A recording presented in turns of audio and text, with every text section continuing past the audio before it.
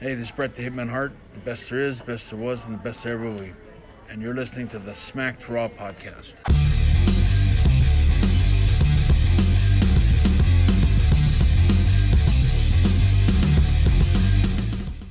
How's it going, everyone? And welcome to the Smack Raw podcast, your one-stop shop for all your wrestling recaps, reviews, pay-per-view predictions, and much, much more. My name is Vince. I'll be your host today, and today I'm joined by my very good friend, Jay Thunder. What's up, my man? What is good? The new kid is back on the block, baby. Yeah, man. I love having you on the show, man. You've become a staple of this NXT podcast. But we have a special guest today, Jay. We have our very own AJ Styles of podcasting, Mr. Sebastian himself, defecting from AEW to join us for NXT. What's up, dude? Not much, man. Get ready for a nice weekend rest. Yeah, If it ain't phenomenal. If it ain't phenomenal. I'm always phenomenal. There we go. But it's not just Sebastian. The podcast itself as a whole is very phenomenal. You should check us out on Twitter at SmackRawPod. You can find Sebastian on Twitter at WrestlingFan_32. Jay, you can find him JThunder2009 on Instagram and Twitter. And for me, you can find me at SCSVince. So with that being said, plugs out of the way, guys, let's get right into NXT because they started off with a bang. Because the first thing you see is like the Goldberg-esque backstage area, and Becky Lynch comes out. She makes her way down to the NXT arena, and my gosh, that was like the coolest thing ever. I did not expect Becky. Like, they start off the show right away with like one of the biggest names in all of wrestling. Any of you guys want to like chime in here? Like, what was your take on this? What was your immediate reaction when you saw this? Me or Jay? Either or. Well, we'll let the phenomenal one go first. Okay. Go for it. Dude, it was cool. I mean, it was kind of wild to see Becky back in full style. I don't think she ever had NXT Women's Champion to show up. You know, arguably the top name in the company or business. You can make the argument for both. It was just really cool. Really, I mean, full circle type stuff. And speaking of full circle, she was actually speaking about that herself in her promo. The crowd chanted NXT, which is a nickname she gave herself back when she was in NXT. She made reference that the last time she was on NXT TV, they sang her song while she was here in Defeat, and now she's back, the man. And it was pretty cool. Jay, like, dude, you were watching it live when it was happening, right? Because we were waiting to see what was going on with the 100th episode, but you were watching this live. Dude, what was your reaction when this shit happened? Okay, so I wasn't expecting Becky at all. Like, so I didn't see when she walked, when they panned to her walking into the arena, but I did see when she came in, and she came in with her entrance, and she started talking on the mic. And like I said, I was still kind of I was surprised because I didn't expect Becky to be on NXT at all. Like, it was a shocker to me. I expected like something to go down on like Raw or SmackDown, but I didn't expect her to come, all the way over to NXT. But I mean, either way, it was a breath of fresh air. It was nice to see her there. It reminded us of where she came from and where she is now. For sure. And like you were saying, you weren't expecting to see Becky Lynch on TV, both on NXT TV. You were expecting her on Raw or SmackDown because, for the most part, in terms of this women's triple threat match at Survivor Series, it's been mostly Shayna Baszler and recently Bayley that's been making appearances on NXT and the opposite brand. Becky Lynch hasn't attacked SmackDown or NXT, and that's basically what she was saying. The gist of her promo was that, like, Shayna's out here like attacking me from behind. Bayley is over here like throwing temper tantrums with like a haircut of a 90-year-old woman or whatever her phrase was. And she was saying that enough of the sneak attacks. I'm here in your own turf. I'm here in your own show, Shayna. Come and fight me. You want to come and attack me from behind? I'm right in front of you. Do something about it now. And it was a good promo. I loved it. It was a great way to kick things off. But it was not Shayna Baszler who came out. It was, in fact, Rhea Ripley. And I was not expecting Rhea Ripley to come out. And Rhea Ripley and Becky Lynch going face-to-face. She just said that she'd take on Becky Lynch and she was looking for a fight, which is what we got here, guys. It was not Shayna. It was Rhea Ripley and Becky Lynch facing off to open up NXT. Sebastian, dude, take us through this whole thing. Like from the moment Rhea got here to their match. Like, what was your whole take on this?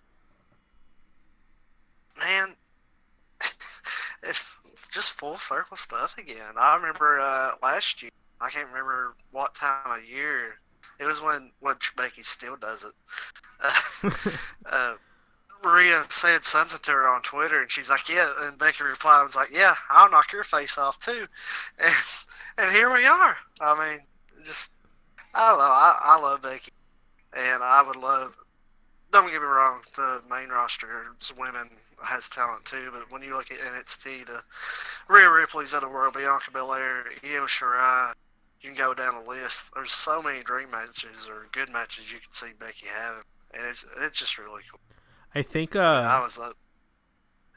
Triple H said it best on Twitter when he tweeted saying that Becky Lynch faced her past last night in NXT, but she also faced her future, referencing that NXT was her past and Rhea Ripley is the future, because she's going to be someone that Becky Lynch is going to have to contend and deal with going forward down the line, because she is a big name. She is going to be a future star, and I wouldn't be surprised to see her on main roster. Like, technically NXT is main roster now, so I'm gonna try to stay away from saying that term main roster anymore, because NXT is technically main roster now. But I can see her moving on to. Why? Because Ciampa said that. No, it's like they're all. Because he said it, dude. NXT's on TV now. Because Daddy's home. Yeah, man. Hey, man. If Ciampa says so, what Ciampa's word is law, I guess. But no, it's. Oh! Wow! Why does Ciampa's? I think that's hilarious. Actually, Ciampa said that they're not just part of the main roster; they are the main roster. Yeah, so a little like change into the phrasing there, but I do believe that at this point, NXT being on USA TV for 2 hours, they're a 2-hour show. They go head to head with AEW. They are taking part of Survivor Series weekend in this brand versus brand warfare thing. And I think that's just going to solidify them as the third brand. I think they're still developing talent. That's where you're going to learn to develop. Because you can make the kind of case back in the early 2000s in the Ruthless Aggression era. SmackDown was kind of like that training ground for the younger wrestlers. They'd hone their craft there, and they get drafted over to Raw or traded over to Raw, and they really explode and like take it to the next level. And once they become an established name, they come back to SmackDown and help solidify the newer, younger talent. You see guys like John Cena, you see Edge. They all started off on SmackDown. They went over to Raw to grow. You saw other talents sometimes like Eddie Guerrero on Raw initially start there and then go to SmackDown and become the star that he was. Rey Mysterio, big face of SmackDown, went over to Raw. So it's kind of like NXT is kind of taking on that role where they're main roster, but they're still developing the younger stars and polishing them off so that they move on to Raw or SmackDown. So technically, I mean, I don't know. I'm just like putting it in a different light. What do you think, Seb? What were you gonna say? I don't even think they're that now with the Wednesday Night Wars now. I don't see a lot of moving, to Raw or SmackDown, unless they get something back. At least now, I think until probably next October, probably makes a year, you won't see anybody jump ship like we have before. I mean, if you do see anyone jumping ship, I guess you guys would both agree here that it would be the other way around. It'd be like a Finn Balor situation where someone defects and goes to NXT and joins that brand to help NXT and to help that wrestler, because you've seen guys like Tyler Breeze, Fandango, and Finn Balor come over to NXT. Granted, they haven't really done much with Breezango since being on NXT and pairing them up as a tag team again.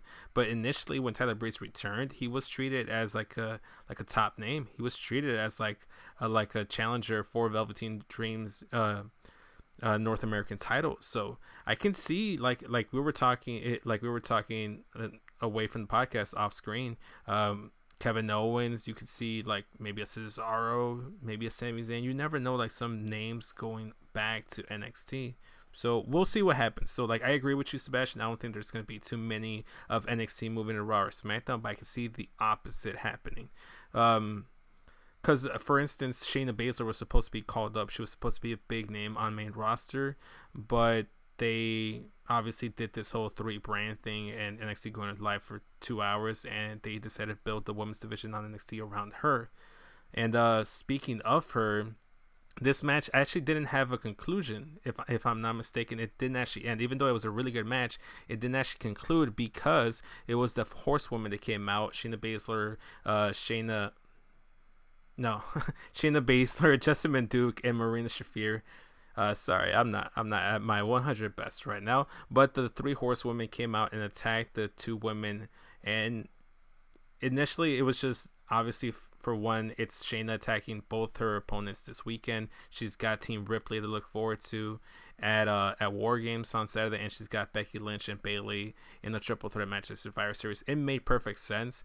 This way, Rhea Ripley doesn't take a loss to Becky Lynch, and Becky Lynch doesn't take a loss to Rhea Ripley, and neither look weak.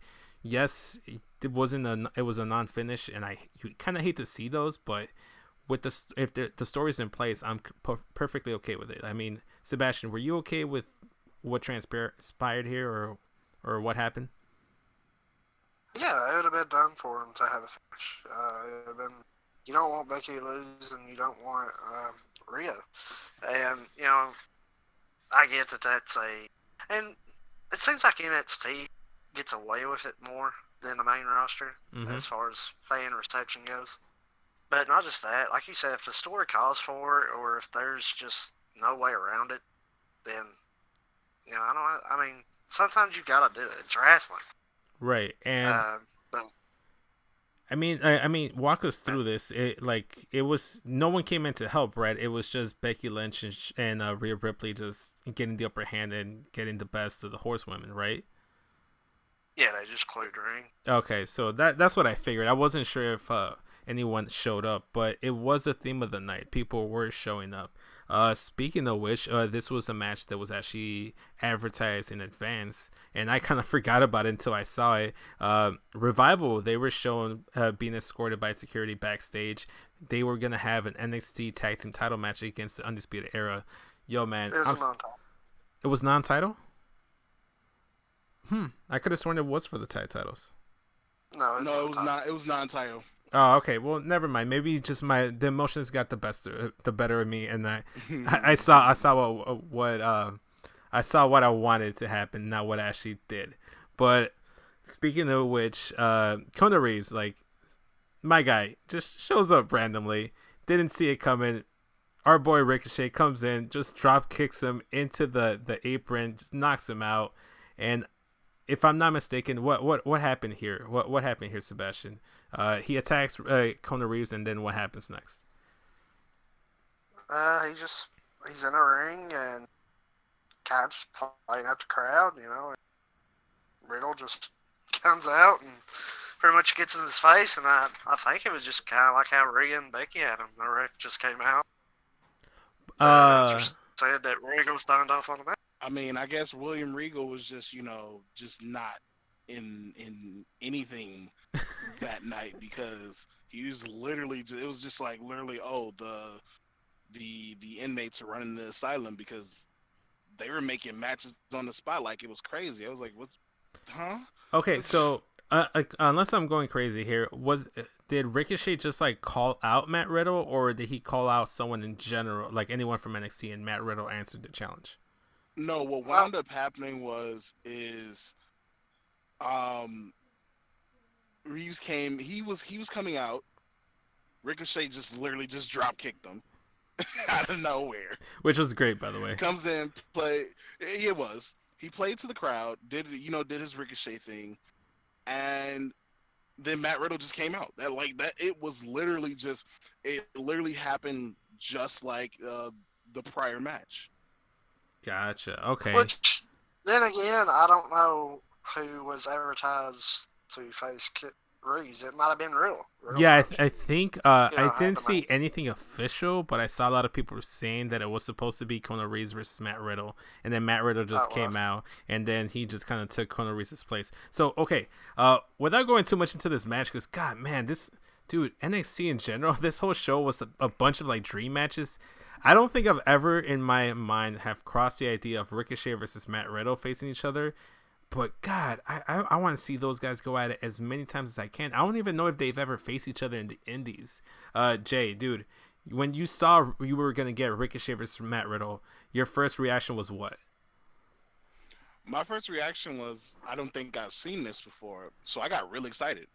Um, I didn't, because I've seen Ricochet, and like I said, you know how I feel about Matt Riddle, but I give him his dues. I give him as much dues as possible because you know what, he's still a good worker, and his move set is actually pretty dope. Can't can't knock that. So I was looking forward to this match, especially the nice little beginning where they literally the sequence with the head scissors. That's always fun to me. Like, I enjoy that match. It was real fun. Mm-hmm. But I guess like SmackDown wasn't a fan of this match because they came in and stopped it from happening. Was it? Matt Riddle did pick up the victory here. Obviously, he did go over Ricochet, but it was the distraction of SmackDown that kind of caused Ricochet and Matt Riddle to divert their attention to them. And the match didn't end because there was no disqualification, but it was Matt Riddle that capitalized on that and got the win on Ricochet. Hmm. Sebastian, anything to add there? Because I think it was after the match, right after Matt Riddle won, was when Cesaro and Nakamura came back into the ring, Team SmackDown, and they just started going to work on Riddle and Ricochet. No, that was it. They worked a very fast pace. Ricochet and Riddle did. But And he got caught with the crucifix and the distraction, which I would assume they worked that pace because the Revival and Undisputed Era got, God, 30 minutes. Oh my gosh, and I'm so glad they did. But we'll talk about that once we get there. So it was Cesaro and Nakamura that came out and attacked Ricochet and Matt Riddle. But also, there's also a wonderful man by the name of Finn Balor. Oh, okay, hold on. But we're gonna work our way to that. So it was before. So spoiler, obviously, Finn Balor comes out, but before that, it was Undisputed Era that came out and NXT that came out to make the save for Matt Riddle. They'd go ahead and attack Shinsuke Nakamura and Cesaro, and I don't know if there was anyone else on that other group. I really don't know exactly what happened, but I think that Riddle went after Nakamura, but if you remember right, they never touched Cesaro. Ricochet went out with a crazy crossbody into the crowd onto Cesaro. Yeah, you know what? I that crossbody was just crazy because I just when he started to go up to the top, I was just thinking, God, please do not get stun gun, please, because like I'm literally looking, I was like, he is not gonna jump over there. He is not gonna jump over there. I was like, oh my God, he's gonna jump over there, and then he actually makes it over there, and I'm like, holy shit. Ricochet is like on another level, but no, it was it was when they were in the ring, they were attacking Riddle. It was Undisputed Era that came and NXT that came out and made the save.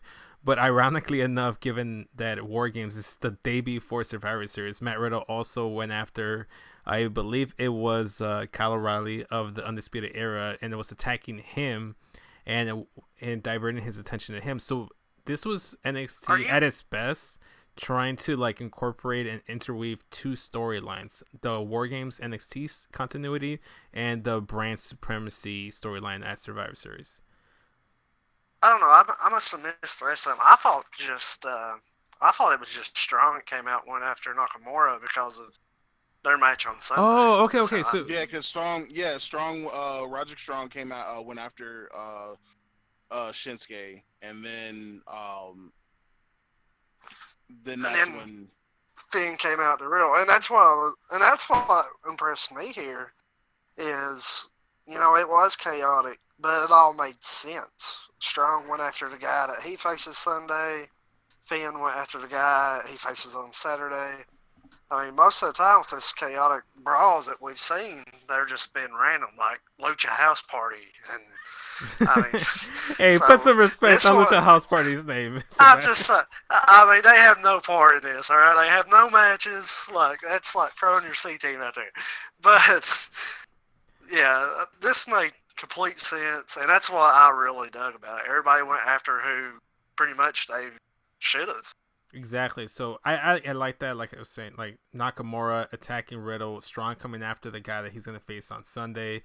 Matt Riddle attacking Strong after the save because he's gonna be taking them on. Where he was gonna take them on in general, and then that's when Finn comes out and he goes and attacks Matt Riddle, and they close off with that. It's basically that. It's another back and forth, but I'm very excited because they were able to like sneak Finn Balor into this episode of NXT. That's how loaded this episode was, is that Finn Balor usually gets like a promo where he comes in and does like some big angle, but he came in and just did like one attack angle. That's about it, because like we were saying, the show is stacked. Well, I mean, you got to think about it like this. Finn he's had like three, like 2 or 3 weeks already of where he's been like the talk of the show. Like when he returned to NXT, when he attacked Matt Riddle, when he cut his promo about coming to NXT and talking about, I'm sorry, it wasn't Matt Riddle, it was Johnny Gargano at the time. Mm-hmm. And then he cut the promo about Gargano and Matt Riddle. Matt Riddle sat here and attacks him from behind.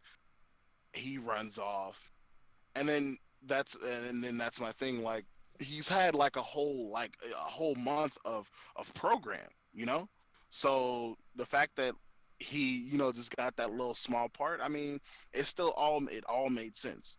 It's all part of the storyline. Yeah, for sure. And like that's what I really like about NXT. Like, they've had to like struggle with building their own continuity, but also not setting anything in stone, because you never know, Vince McMahon's whims can like change on a dime, and you have to like reschedule your entire stuff for Survivor Series. So I think that's another reason why, I don't know if you guys knew this or not, but this Sunday, this weekend is going to be the last weekend we have a takeover and the Big Four together. They're going to spread them out now. So it's going to be like, so they're not going to be during the same weekend. So it's not to like conflict with anything going forward with Raw or SmackDown. So it's more of they're trying to separate themselves from the Big Fours. They feel like they don't need the Big Four like fan base to come in. They can draw on their own. They're a big enough brand now where they can draw their own crowd, and they've tested those with those random Chicago shows that they did in the one Takeover 25 that was in Connecticut. So they're pretty good, but it's not just like NXT as a whole. It's the tag team match we just had next, Revival versus Undisputed Era. We were talking about dream matches all podcast long. This is another dream match. These guys delivered. Like you were saying, Sebastian, it was like damn near 30 minutes. Like, I don't think we could do this match justice, dude. It was so good. You can't, and I'm not even going to try. I'm just going to sit here and say, go watch this match. It was arguably the tag team match of the year. 30-minute classic. I can't even sit here and go over all the spots if I wanted to. It was just phenomenal. And this is from a guy that ever since Revivals came up to the main roster, I've been down on the Revival. Like, I haven't enjoyed them. I knew what they, did against DIY and stuff, but we just haven't seen that forever. And man, this blew me away.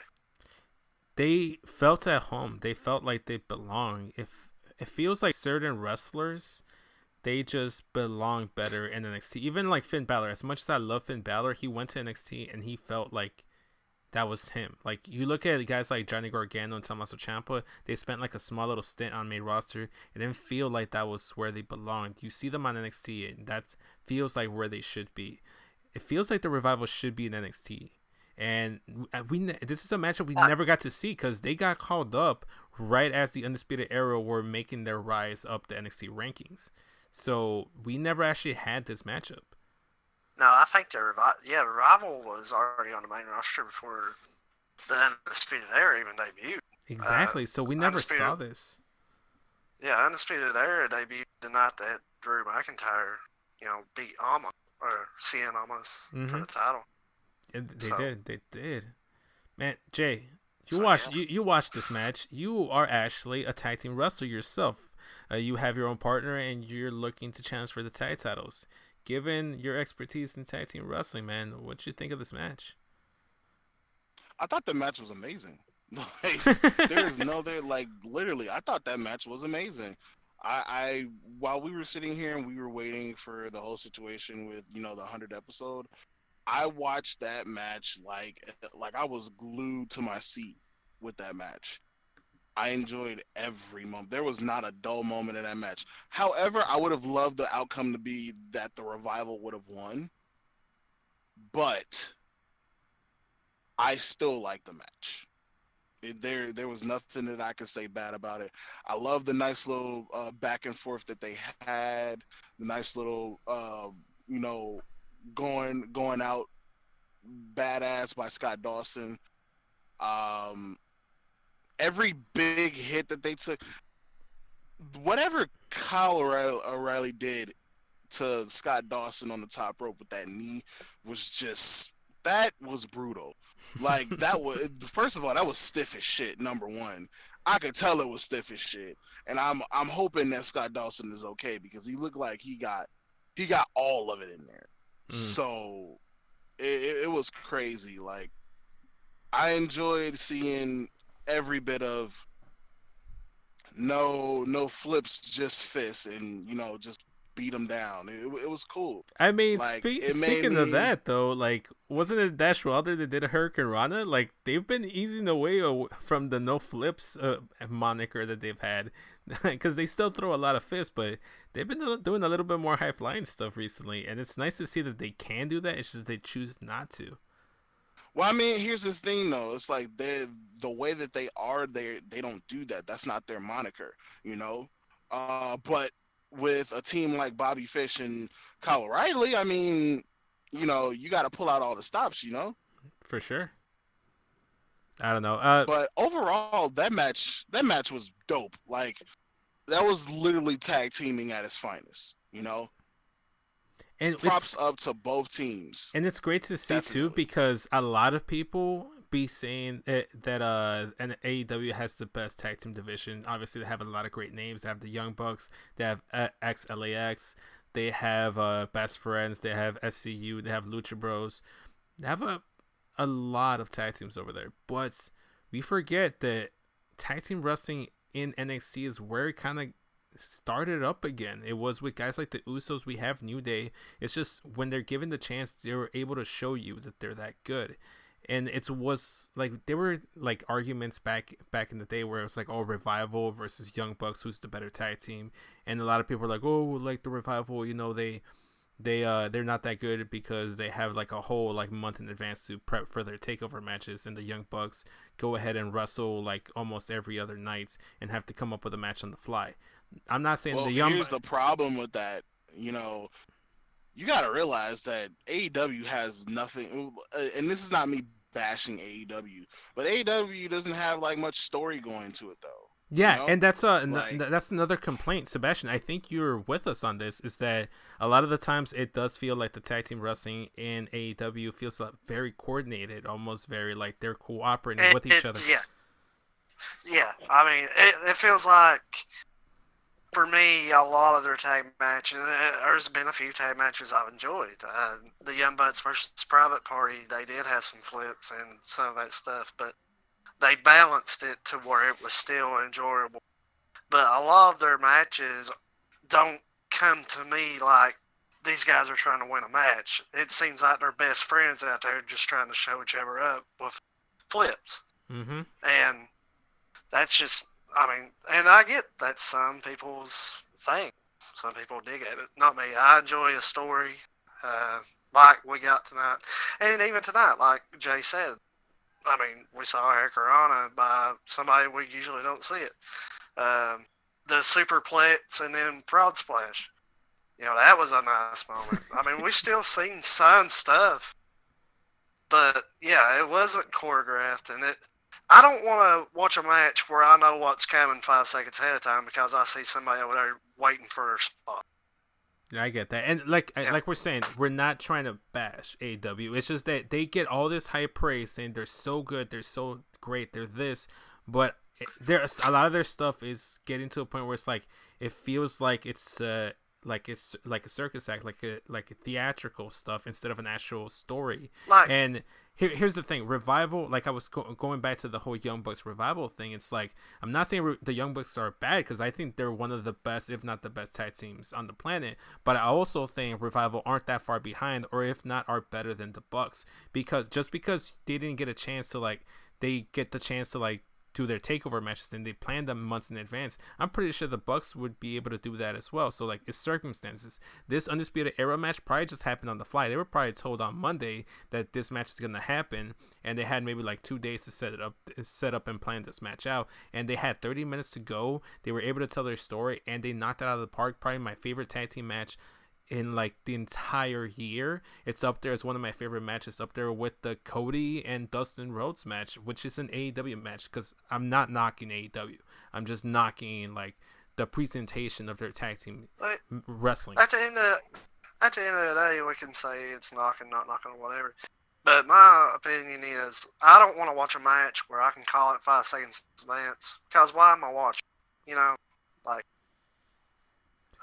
that's me. And not only that, Jay, we were at the Rise Women Wrestling show, and you were actually pointing out some stuff where it's there was no wrestling taking place the entire match. It was just a bunch of attacks and flips. There was no actual wrestling story being told. And could you say the same thing for some of those AEW matches compared to this match here? Absolutely. I mean, you're a wrestler yourself, man. I mean, you know what is technically wrestling and what isn't, you know? The thing about it is that when we were at the Rise show, there were certain, areas where, there was storytelling being told, but then at the same time, there were others where it was kind of okay, what's the motive? AEW just feels like another version of WCW's Cruiserweight division. They're just there for show. And look, again, it's not a knock on AEW because I enjoy their product. I think their product is great, but it feels I mean, it's not even that, bro. We all, I mean, I can honestly say we all enjoy it. It's just the fact that, all of us know how wrestling is. Yeah. We know that wrestling is storytelling. Yes, let's off the records for a second, because you know what, we all know how wrestling is. I'm not gonna sugarcoat it, but we all know that there's a story it's a story behind it. It's like our soap opera, you know? Exactly, man. Well said. And that's basically what it is. It's suspension of disbelief. And they really suspended my disbelief here. Just like you said, I wanted Revival to win. For a second there, I thought they were going to get the victory. But in the end, it was Undisputed Era that retained their tag team titles in a great showing by Revival. And what I loved, there was no interference. There was no outside distraction. No, it wasn't. It was just surprised. two tag teams, two of the best tag teams in the planet, allowed to do what they do best and perform for all of us. And guys, they delivered. I'm so glad they were able to do that, man. Again, can't say enough about this match. Anything else you guys want to add to this before we move on? Well, I'll let Sebastian, if he has something, because I do have to say, because I just feel like it needs to be said. Okay, go ahead, Sebastian. You got anything? I'm good. I already said it was probably my favorite tag team match of the year, so I can't praise it anymore. Go ahead, Jay. Floor is yours. Yeah. So the other thing that I had about it is because, I feel like they could have they could have swallowed that loss.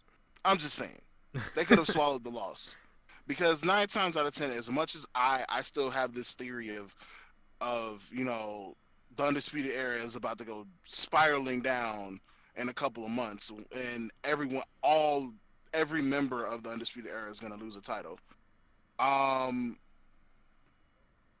just feel like they didn't have to. They really didn't need to win, because eventually, I feel like at us, and this is a spoiler or a prediction. I feel like the Undisputed Era is going to win at War Games. So that's just me. Okay. I mean, so they could have swallowed that loss. Okay, so the one thing I'm because gonna add, because all they're doing is all they're really doing is literally just making I don't know, man. I just feel like they could have dealt without that win. Okay, so the one thing I will add, and then we'll move on to the next match, is that I don't think this match was supposed to take place. So Pete Dunne versus Damian Priest versus Killian Dane, that match was supposed to take place on NXT TV. They actually announced it, but later on in the day, they decided, no, that's actually going to take place at War Games. The reason why I feel like that was the case is because they decided to really showcase Revival. This match, having the match itself, was like a gift for the Revival to show that they're this good. This was Triple H kind of like giving them their shine, because they were initially supposed to be in that triple threat tag team match, but they were taken out in favor for the New Day. And I'm not knocking the New Day. Obviously, it makes sense. They want Kofi in the big Survivor Series match, given that he was their WWE champion back at WrestleMania. He just recently lost it. They don't want him to like be off the card necessarily, right? Granted, they could have just added him to Team SmackDown, but they wanted them in there, and then New Day are a great tag team. I just would have rather seen Revival in that triple threat. And as a consolation prize, they were added into this tag team title match. I don't think this match was supposed to take place. It was kind of Triple H just doing it just to do it, and I'm glad he did it. Had one of the best matches of 2019, I think. Not just tag team wrestling. I thought it was so good. But moving on, we had another match. We had Kaylee Ray taking on Dakota Kai, and the thing that I liked about this match is that it did two things. One, obviously, she showed up last week and officially became a member of Team Shayna Baszler when she went out and helped Io Shirai get the contract to get the team advantage for her team. But for people that don't watch NXT UK, they don't really know Kaylee Ray. They don't know what she's about. So this was basically NXT's way of getting a high-profile win for Kaylee Ray in the lead-up to War Games, but it also did two things. Dakota Kai, since coming back, in her match, I believe it was against Bianca Belair, she's been taking losses, and she's lost, and she wasn't able to get included in that women's War Games match. She wasn't able to be part of either team. Shayna Baszler even said that she'd be a waste of a pick, and it's kind of like a crisis of confidence thing with Dakota Kai, where she's either going to turn heel, just like me and Jay thought last week. We thought it was her doing the attacks. Obviously, it was revealed that it was actually Bayley doing all the attacks, but it was teased. So Dakota Kai could be turning heel, she could turn on her team, or it could be kind of like a Sami Zayn storyline where she has to rise to the occasion and build herself right back up, leading up to her being the one taking the title from Shayna. I don't know. Regardless, Kaylee Ray versus Dakota Kai, solid match. Nothing bad I can say about it. I thought it was really good. Both women are phenomenal. And another loss for Dakota Kai is sad to see, because I am a big fan of the captain of the team, Kick. I support her through and through, but another loss for her. Sebastian, anything you can add to this match, or anything at all? No, not really. It was fine. There was nothing wrong with it. I didn't think it was really great, but like you said, it was a good introductory to Kaylee Ray for people that haven't seen her, and that was exactly what it was aimed. Exactly. So, and I think the big happenings was after the match, because after the match we saw Carmella doing a moonwalk on the apron, and Team SmackDown goes full force and takes out both Dakota Kai and and Kaylee Ray. Before you know it, you have more than NXT women showing up, and then Raw shows up. So for Raw, I believe it was Sarah Logan and Kairi Sane. I don't know if there was anyone else for the Raw side, but SmackDown had Dana Brooke, Carmella, and Fire and Desire. At one point, Dana Brooke actually held up Dakota Kai as Carmella super kicked her. Maybe they're forming a tag team with both of them. Interesting to see. I'm more than happy to see the women have that tag team division being built up and established a little bit more. And like Kairi Sane just kind of came out of nowhere and she hit like an insane elbow. And the big thing for me, obviously, like, guys, it had to have been Io Shirai noticing her former best friend, Kairi Sane. They lock eyes. They had a whole like anime Nani moment. They're over there. There's like, it was a really cool moment. I'm sorry, like, I'm a big fan of Io Shirai. I thought it was like the moment of the night for me in terms of this interaction here. They never actually fought or attacked each other. It was Sarah Logan that attacked Io, and there was more brawls and stuff. It was crazy. Well, I mean, I can understand it though. Why they didn't attack each other, because they're both like heels. So. And here's the cool thing: when they initially were in NXT together, it was they were both baby faces, and it was Shayna Baszler that took out Kairi Sane, and Io Shirai was forced to watch her best friend be attacked, and then Kairi turns heel, Io turns heel. Now they're with each other on NXT again, but now instead of both being baby faces, they're both heels. It was a great dynamic to see. I really enjoyed it. I thought it was really, really good. And I think the big winner here in this entire brawl was Nikki Cross, because she ended up winning the whole thing, dude. She I don't know, like she was the one standing tall at the end, is what I'm trying to say. But I do think that you'll see Sane, Shirai kind of have a little exchange at Survivor Series. That's I know Jay said it's because of the road fields, but I think that's just a tease. Yeah, Survivor Series. But I mean, it's definitely possible. Like, I don't count anything out, but I feel like because I mentioned to Vince, like, I think it was maybe about 2 shows ago, about the whole thing between Io Shirai, Shayna Baszler, and Bianca Belair. Like, I didn't know that Bianca Belair was a heel, but I didn't understand why she's siding with Shayna Baszler, as well as Io Shirai, because they all want the title, clearly, and all of a sudden now they're like buddy, like like what's that?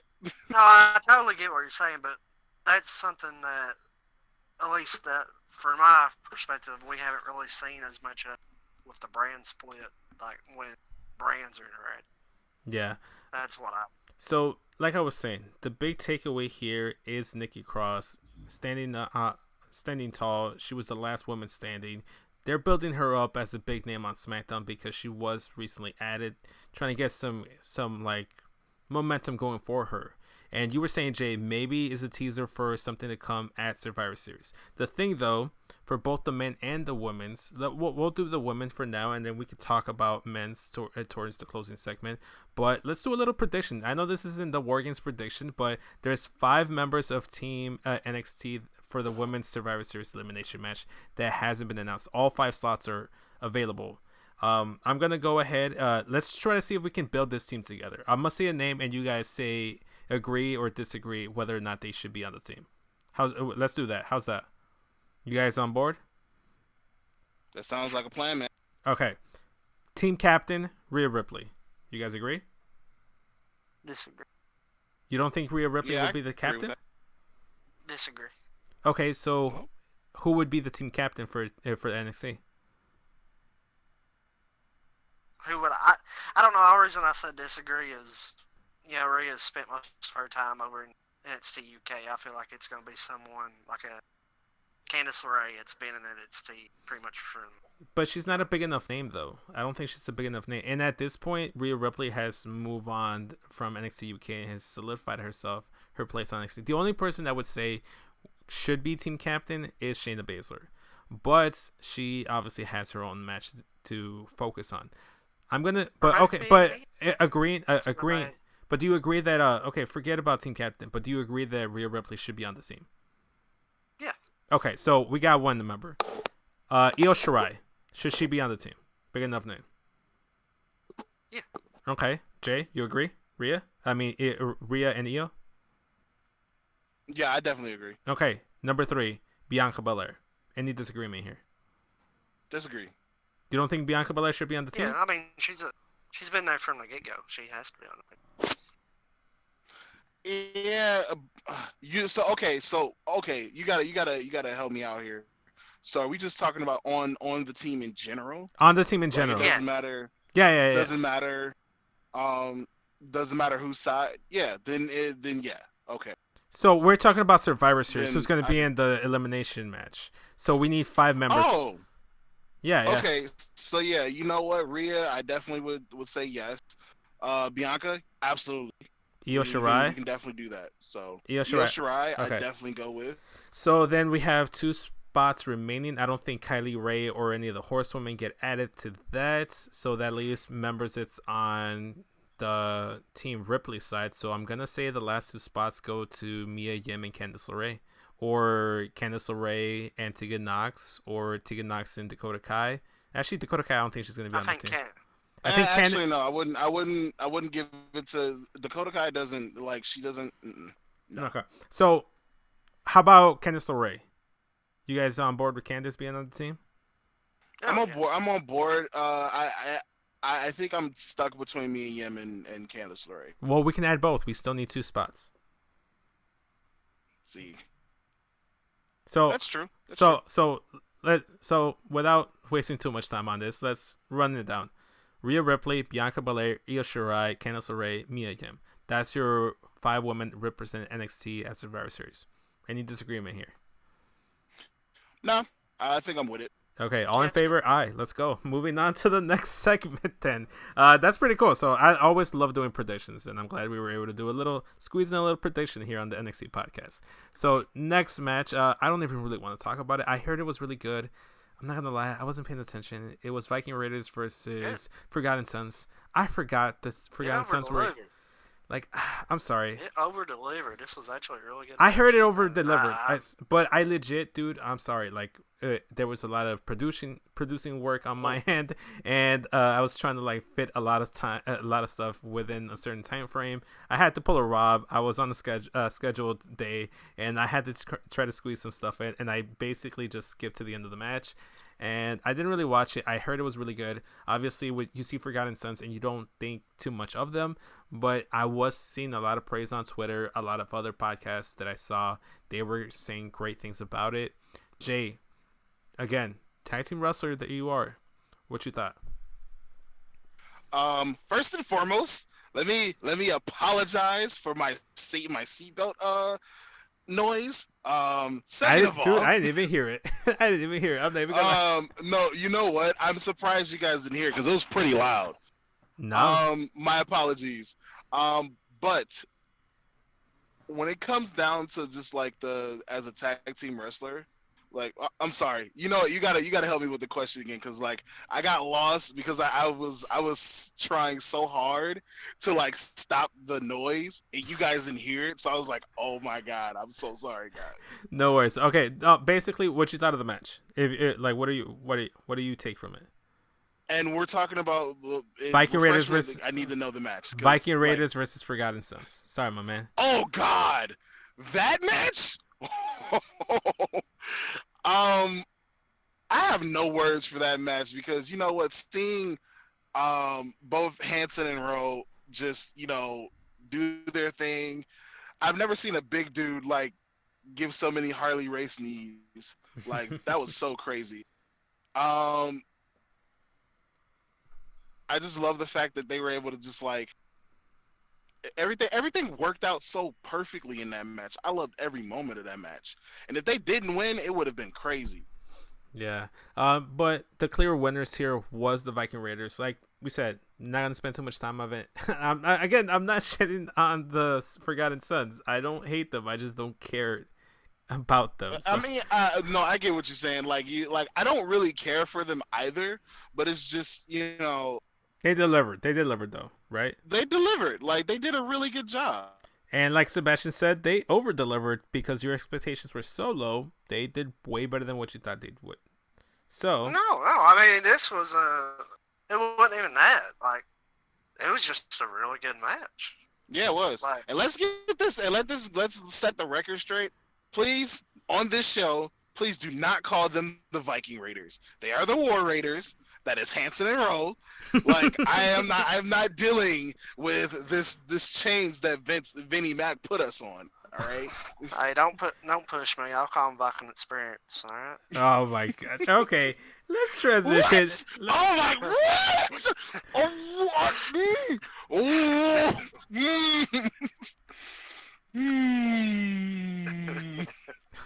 I'm gonna. Let's keep it moving.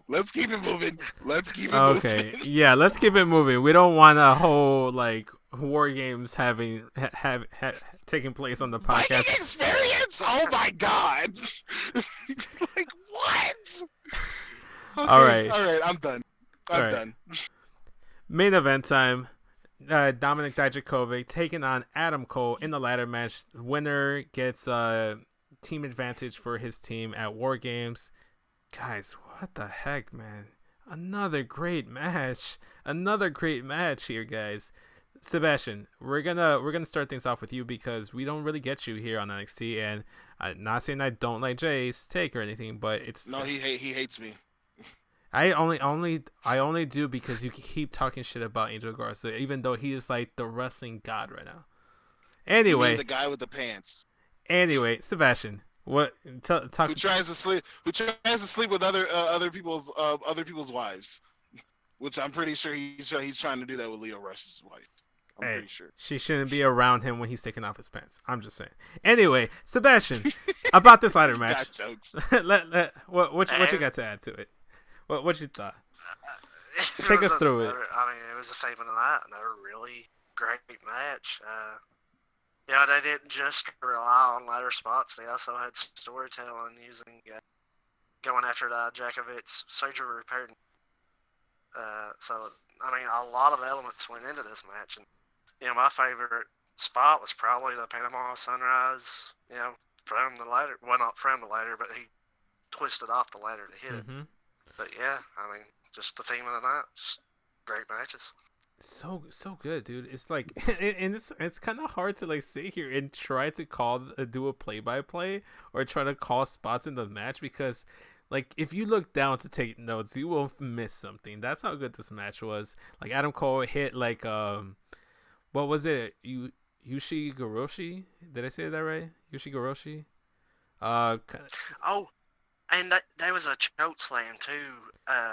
Dijakovic grabbed them Cole off the ladder and choke slammed them really hard into another ladder in the corner, and you could hear it, man. He hit that ladder so hard. Oh, not only that, but like the closing spot where they're both at the top of the ladder, and Adam Cole uses the briefcase to basically knock Dijak off the ladder and falls. That was predictable, though. Yeah, but that was very predictable. Here's the thing. I'll say going into this match, not to take anything away from Dijak, I kind of knew that Adam Cole was going to win. Like, power level wise, even though size wise, Dijak should have the win. But if we're going to take it to a little Dragon Ball Z talk again, power level wise, Adam Cole's power level was just a little bit higher than Dijak at the moment.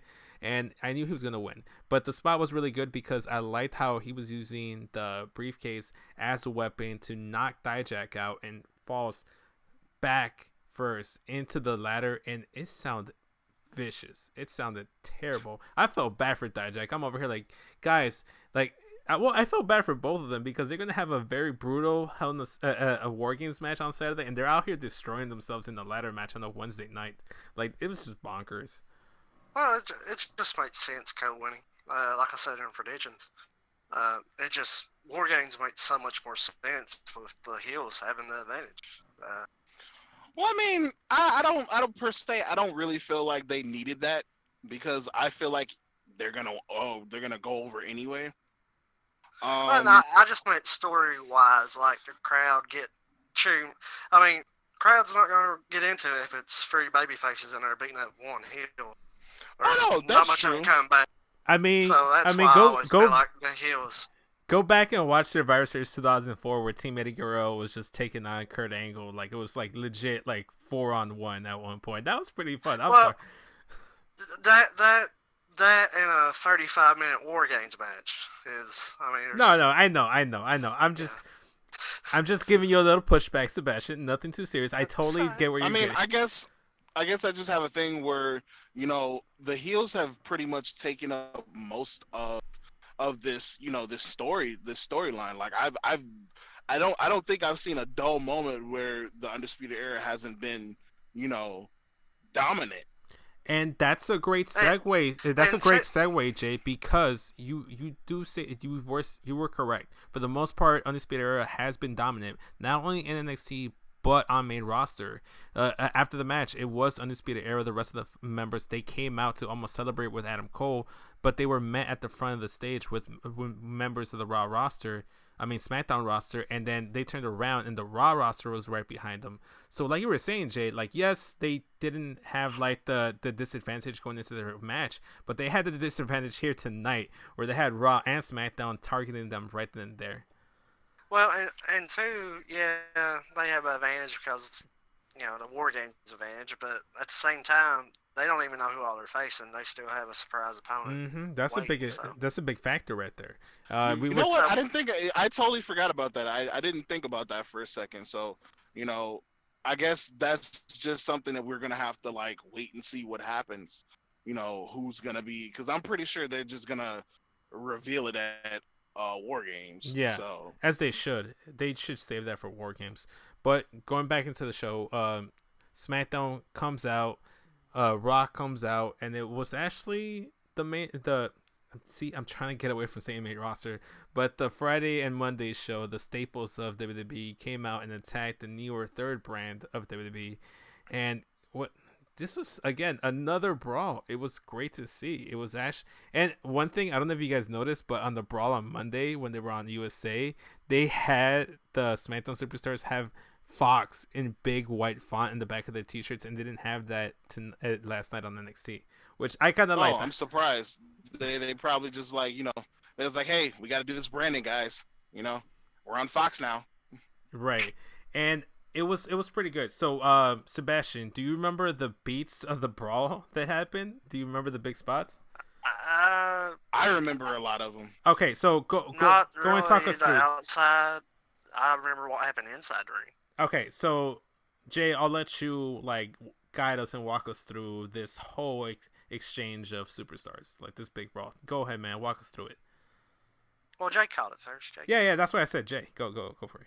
Oh, well, you didn't say me. That's why I was like, I was just waiting. Oh, okay. I thought I said Jay, but yeah, go ahead, Jay. So what wound up happening is that we get to, the point where the Undisputed Era is surrounded. They're getting their asses beat. And, for once, as a baby face, it actually like felt really good to see them get their asses kicked for once.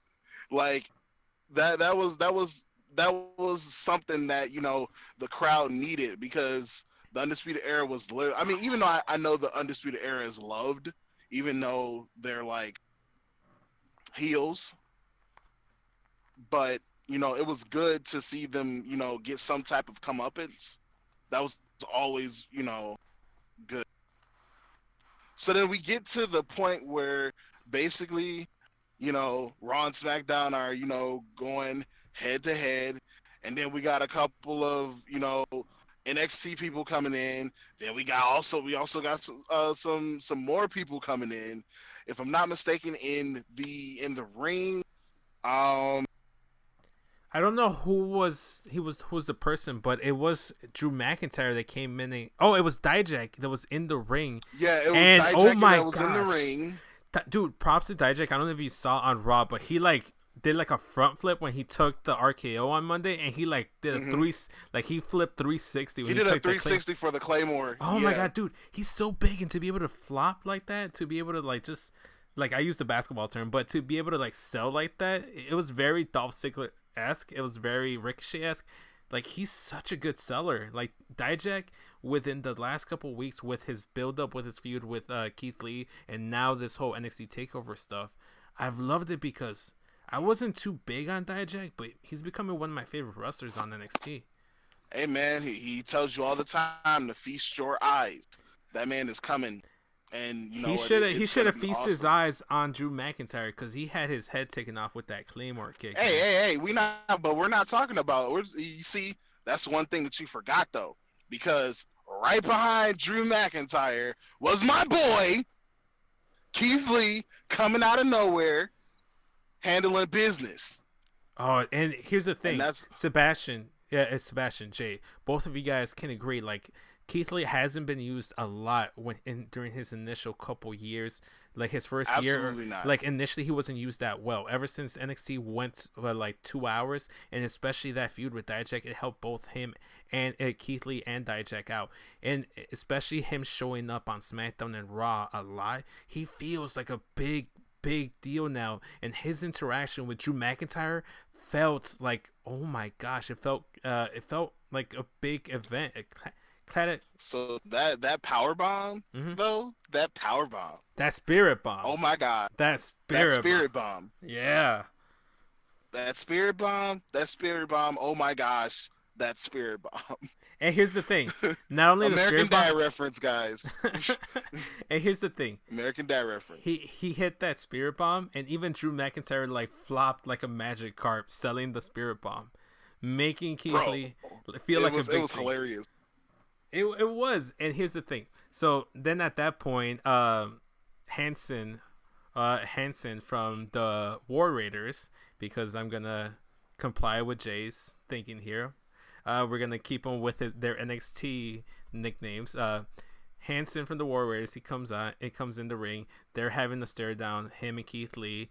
They look at each other. They both run the ropes and they both dive. Hanson does the suicide dive, and then then Keith Lee does like a tope con hilo and just takes out everybody. Like everybody. It was amazing. Out. You should have saw the look on I think it was Montez Ford's face. His eyes are like literally like out there, and it was hilarious. It was, dude. Montez Ford has like one of the best facial reactions to anything in general. I can't wait to see more of that guy because I think he's legit a star. But it was crazy, man. And then like all you see in the ring is Adam Cole getting up, and he's enjoying himself. He's like, "Oh yeah, I'm still up. I'm the last, baby." Yeah, it's like I'm the last man standing. Super kick. Yeah, Seth Rollins came in, super kicked the completely crap out of Adam Cole. It was really good. I loved it, and dude, the NXT crowd was giving it. I was to waiting Seth for a Rollins. curb stomp. And here's the thing: the curb stomp was gonna happen, but then the music hits, and Mr. NXT Daddy came to defend his home, and Tommaso Ciampa came out.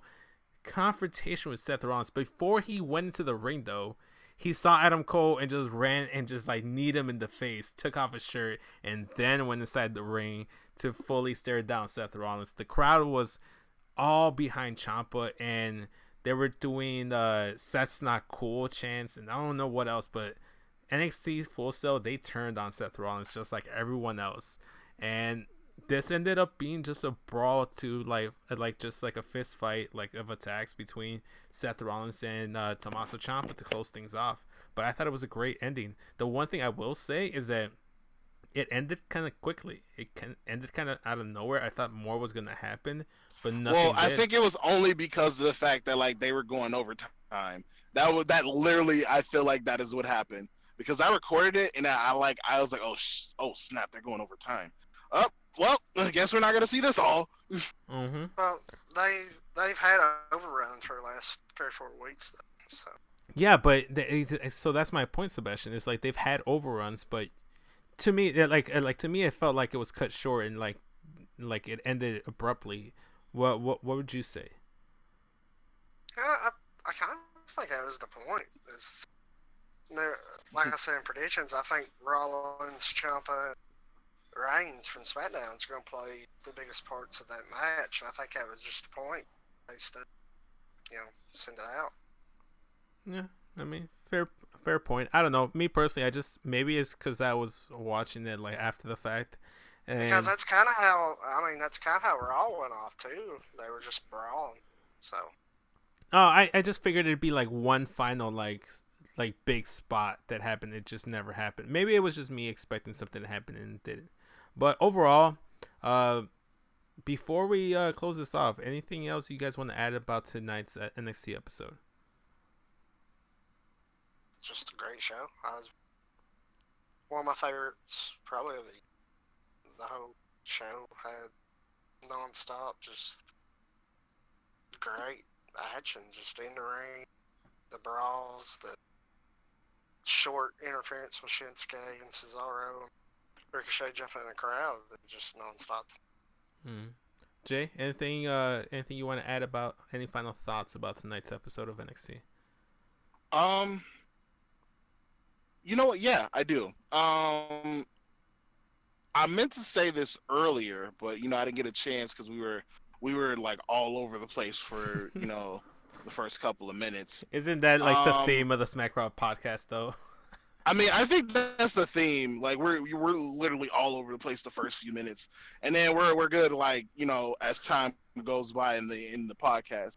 But my thing was that did you guys notice that at the beginning of NXT, did you guys notice that there were people booing Becky?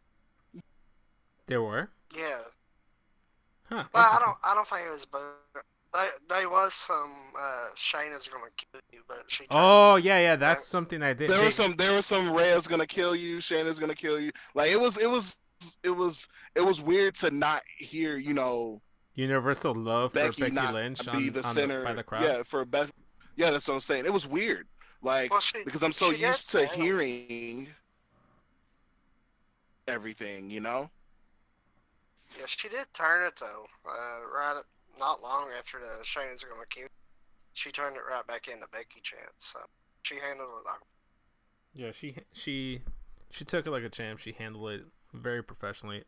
No, I definitely think that she did handle it like a champ. But like I said, I just thought I would mention it because I didn't know if anyone noticed. It was a different it was that same NXT vibe, but at the same time, it was like, oh, people are booing her? What? This is Becky. Why are they booing her? It was a nice, refreshing pace, change of pace. I loved everything about it.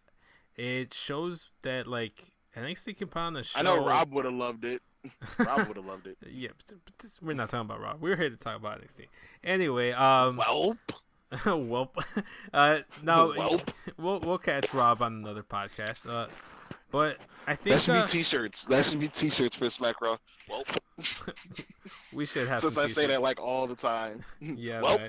Welp. But I think we're good here. I think that's a great way to close things off. Great show. I'm looking forward to NXT War Games on Saturday, Survivor Series on Sunday. They've done a great job on NXT Raw and SmackDown to help build up both shows. Can't wait. Stay tuned for our Survivor Series and NXT TakeOver predictions episodes that should be dropping later, like right after this one. Should immediately be followed by the War Games prediction, and Survivor Series should be up Friday night, Saturday morning. So stay tuned for that. But with that being said, my name is Vince. I'm here with Sebastian, Jay. We had a great time, but we'll talk to you guys later. This has been the SmackDown podcast, guys. Later. Bye. Deuces.